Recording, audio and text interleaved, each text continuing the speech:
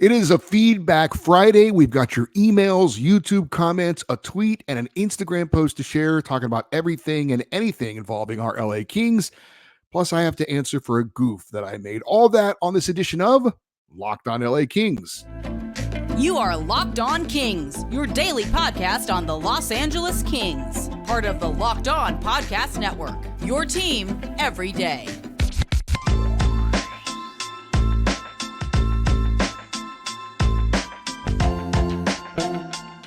Hey, Kings fans, welcome to Locked On LA Kings, part of the Locked On Podcast Network, your team every day. Thank you for making Locked On LA Kings your first listen every day. We are free and available wherever you get your podcasts. We'd love for you to leave us a positive comment on Apple Podcasts if you've got time and you're a fan of the show.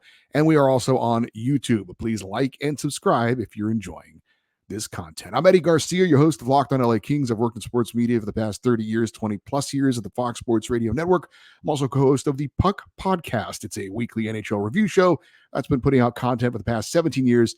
And of course, a passionate LA Kings fan for over 30 years. Today's episode is brought to you by FanDuel. Make every moment more. Right now, new customers get $150 in bonus bets when you win a $5 moneyline bet. That is $150 if your team wins. Visit FanDuel.com/lockedon to get started. We did not have a game yesterday for the LA Kings, so no game to recap. We do not have a game coming up on Saturday, so no game to preview. I guess we could have previewed the Sunday game against Colorado, but we've got plenty of emails and comments. As I mentioned, even a tweet and an Instagram post to share. There is one little bit of Kings news we'll pass along, though, real quick. That is the health update on center Blake Lizotte. He continues to wear the red non-contact jersey in practice, and he is practicing. I saw a report, I believe it was from Dennis Bernstein on Twitter or X, who said that Lizotte would not play against Colorado, but he was going to go on the Kings' upcoming road trip. So apparently Blake Lizotte very close to returning to the Kings lineup. But not going to be Sunday, apparently, against the Avalanche. All right, let's get into this week's feedback show, and we are going to start with me answering for a mistake that I made. And you guys called me out on it, as you should have. This first email comes from David Garrett, and I don't know where David is from, so I will have to guess. And I'll say David is in San Dimas. He says, I really enjoy the show. Not sure if you were trying to see if anyone was paying attention, but the Kings have a division banner hanging at crypto. I think it's the 90-91. It's a source of embarrassment to the Kings, I feel. Many of their years, they were in a 5-team division, and to hang a banner for one division title after 55 or so years is a bit sad. I've wanted it down for a while. We have a conference and Stanley Cup titles more in number and importance than that division banner. Go Kings, go. Michael in San Diego says, I am a longtime Kings fan going back to 1988 when I was 9 years old and grew up watching the Kings on Prime Ticket. As someone who is from out of the LA market and a diehard fan, I've tuned into your podcast world to get my daily fix of Kings content and have become a Locked On everydayer. Well, we thank you for that. He says, I enjoy your commentary and excitement for the team, but I need to correct something you mentioned on the show. You said the Kings have never won a division title. That is incorrect. They won one back in the Gretzky era. They were the 1990-91 Smythe division champs. Keep up the great work. I think my favorite comment saying that I goofed on when I said the Kings have never won a division title was from @BoogieJoe on X or Twitter.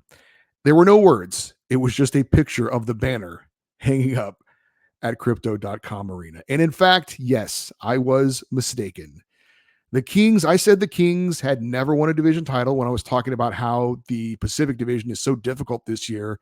Vegas, LA, Vancouver, all fighting for a division title.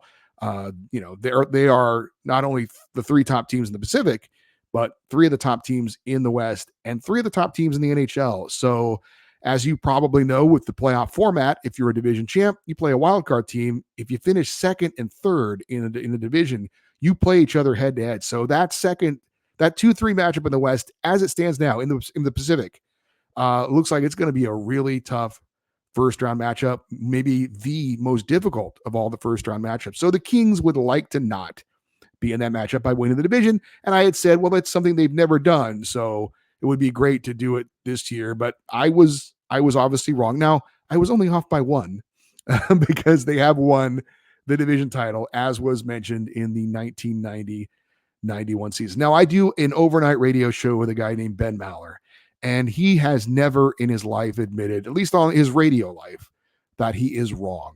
And what he likes to do is when a mistake is pointed out by one of us, his coworkers, or a listener, he says, well, I was just doing that to see if you were paying attention. I could have done that, but I am not. I will stand corrected and come correct. And yes, I was wrong. The Kings have, in fact, won a single division title in their history. Again, it was 1990-91. And as was pointed out, it was the Smythe division. And as was pointed out, it was a very small division. You had the Kings, you had the Flames, you had the Oilers, you had the Canucks, and the original version of the Winnipeg Jets back in those days.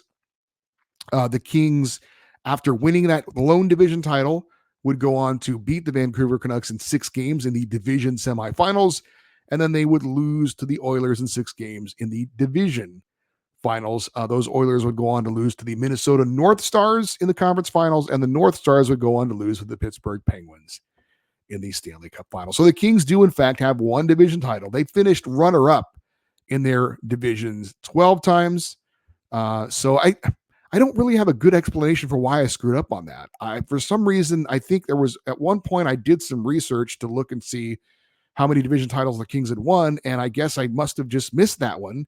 And I thought it was 0. Not a very good excuse, but I also I got confused because I know the Kings have the banners up for the conference champions, which is a little, I think, also iffy as well. They didn't.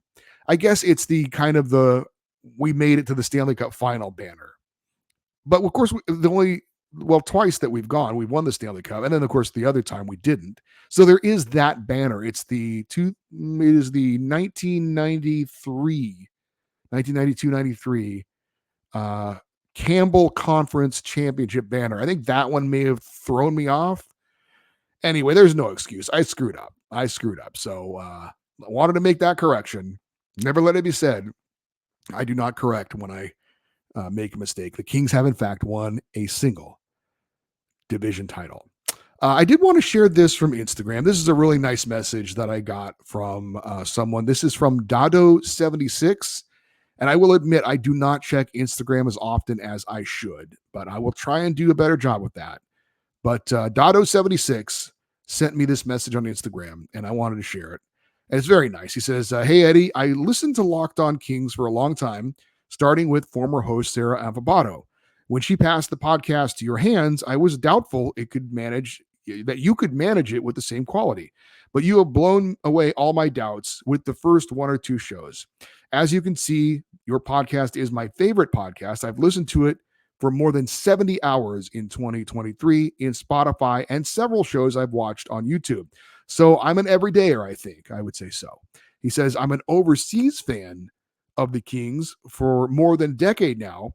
And sometimes it's hard watching at midnight or getting up in the very early morning at 3 or 4 o'clock. But I love the Kings and I enjoy every game I can watch. And again, that was from Dado76. I did respond and asked him where he is listening.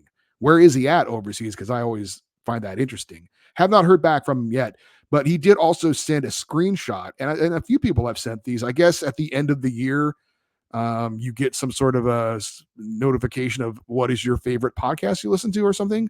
And he sent me a screenshot. And in fact, yes, he had Locked On LA Kings as the number 1 podcast that he listens to. So Dado76, wherever you are listening or watching from, thank you so much for the kind words. And I'm glad that I could be of some help in you keeping track of your favorite hockey team, the LA Kings.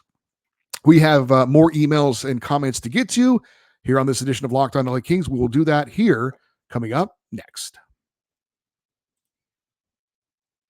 But first, as the weather gets colder, the NFL stays hot. And right now, new customers get $150 in bonus bets with any $5 money line bet with FanDuel. That is $150 if your team wins. If you've been thinking about joining FanDuel, there is no better time to get in on the action than right now.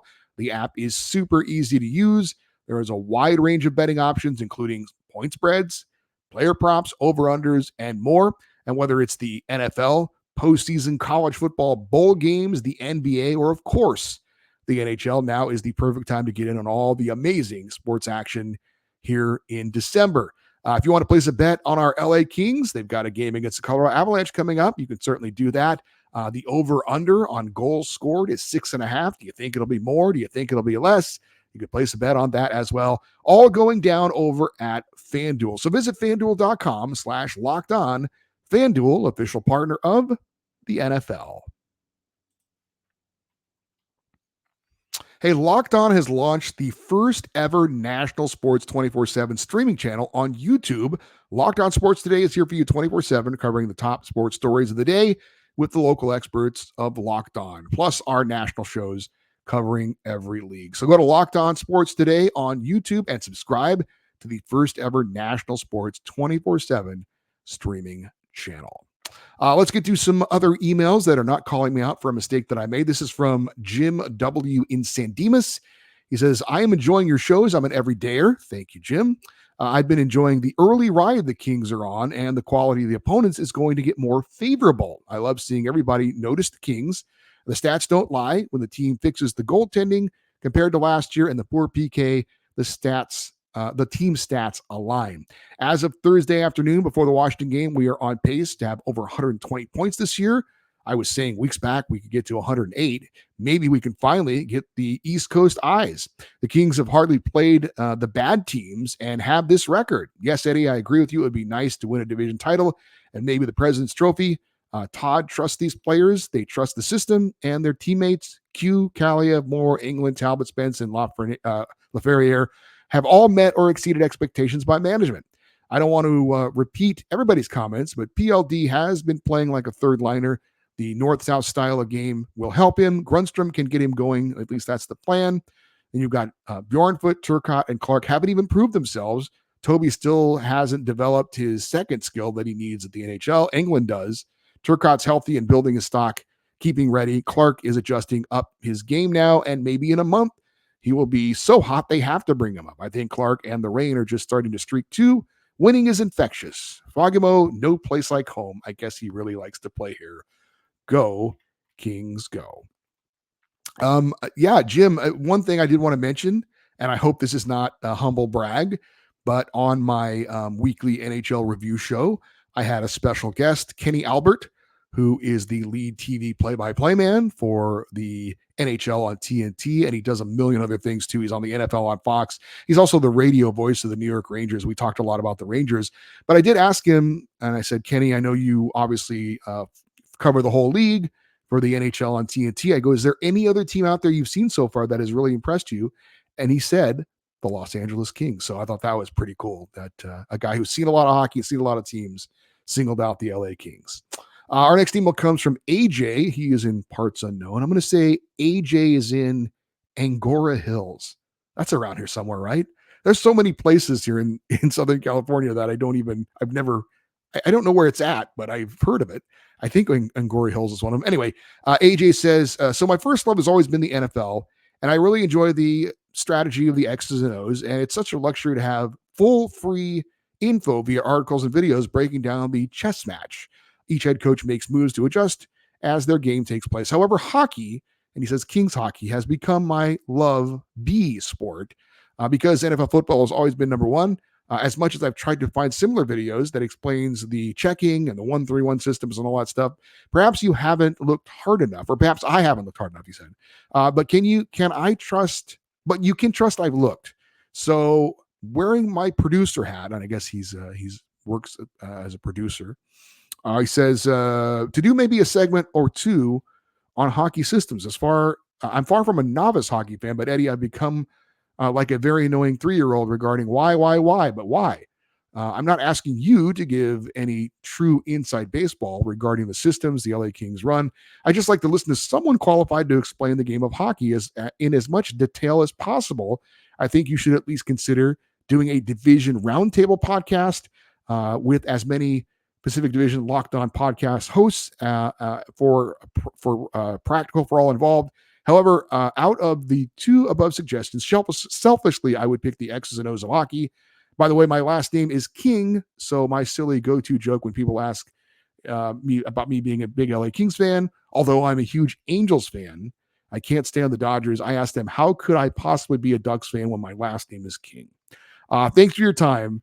Go Kings, go. And that is AJ King. I guess it's AJ King. So he's making some suggestions for some future segments, and a hockey X's and O's segment with a special guest. Yeah, that's something I would love to do. He also talked about a Pacific Division roundtable. We did that last year, a couple of different times with the top teams in the Pacific Division. So that is certainly something we could definitely do again, maybe as we get a little bit deeper into the season. So that suggestion absolutely can happen because we've done it before, and it's a lot of fun. So maybe looking for a guest to break down more of an X's and O's type of thing with hockey. Yeah, certainly I'd love to do that.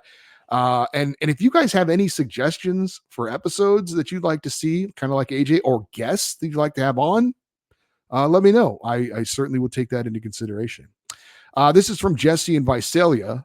This is possibly cousin Jesse. I'm not sure. I grew up in Central California, and his last name is Garcia like mine. So we kid that he's Uncle Jesse. Anyway, he's stealing my material here. He gives the what did I like and what did I not like from the Washington game.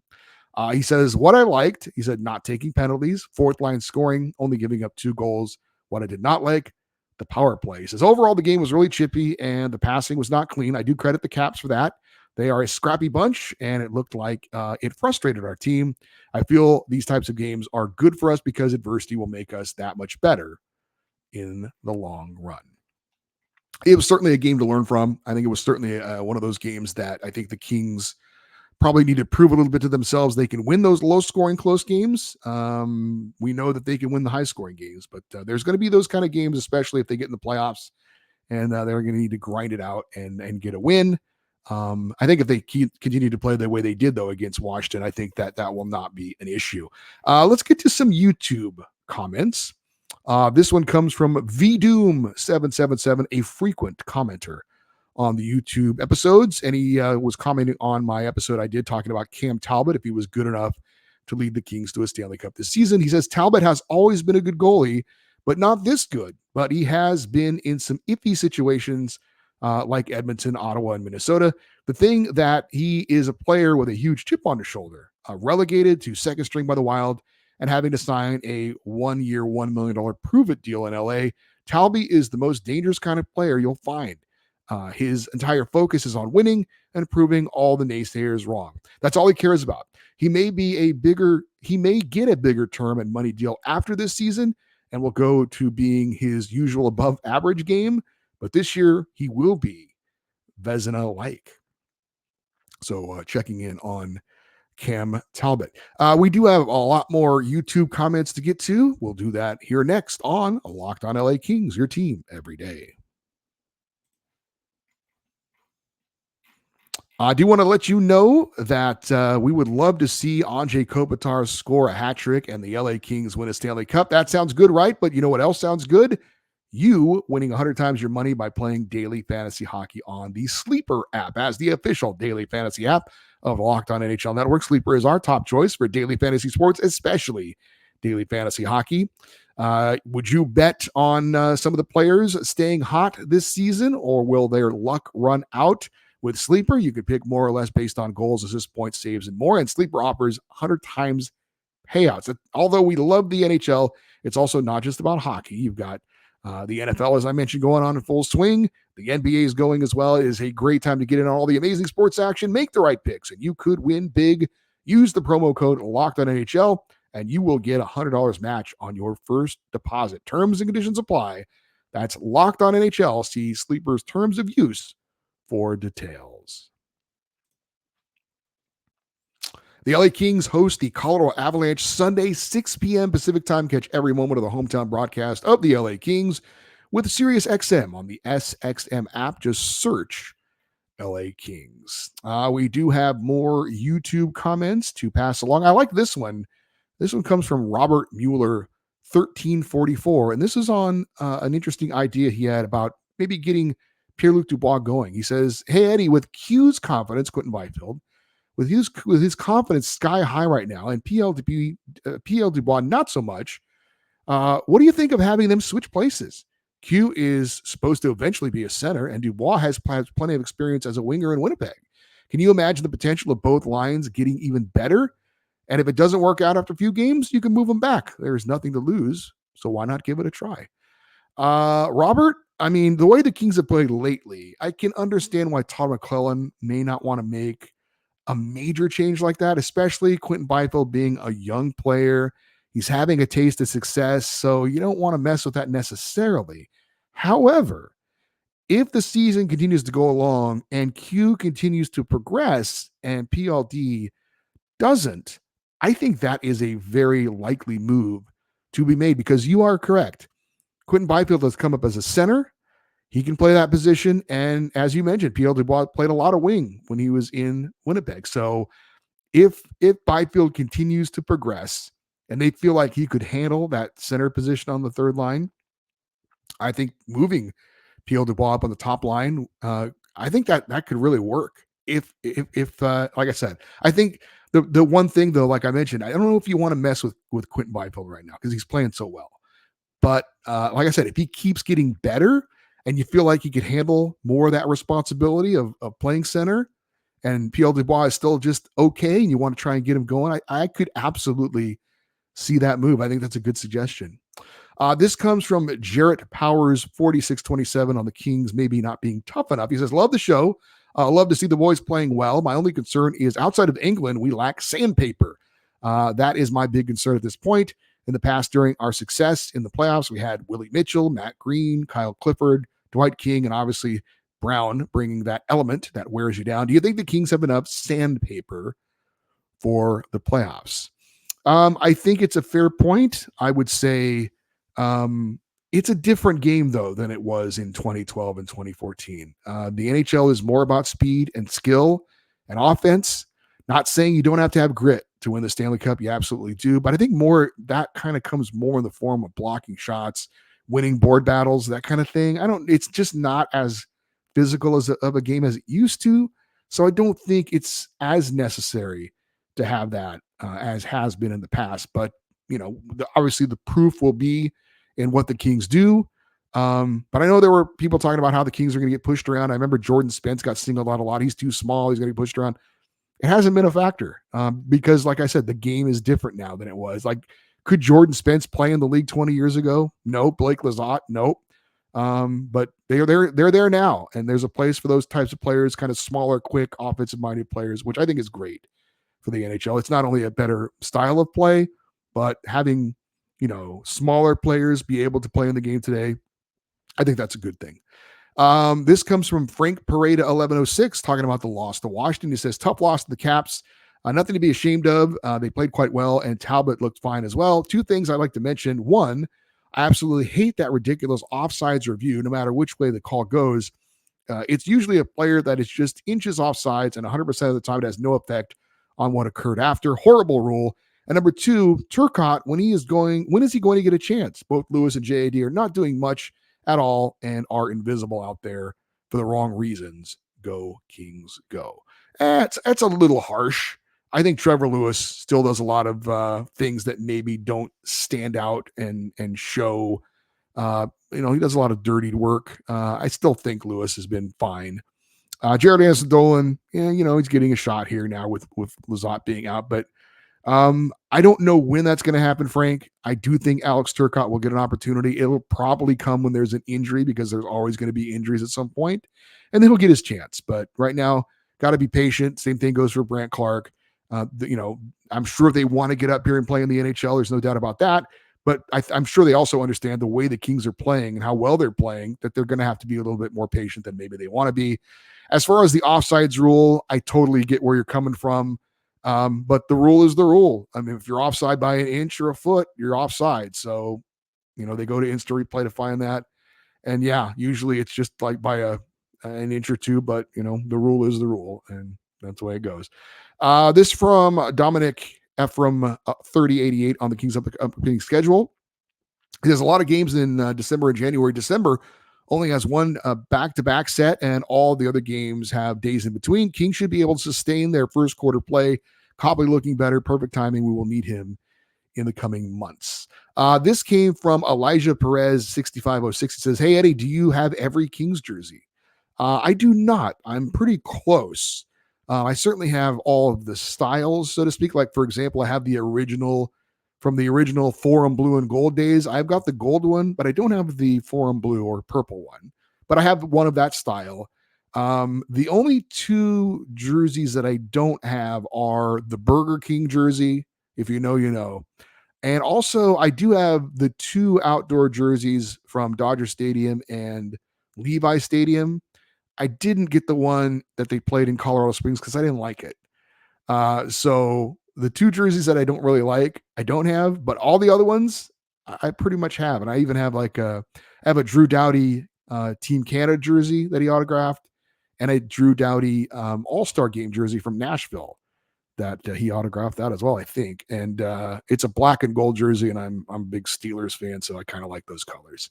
And finally, this one from I'm going to spell it KOOROSHZARTOSHTY 7237 Kuzrashzerti.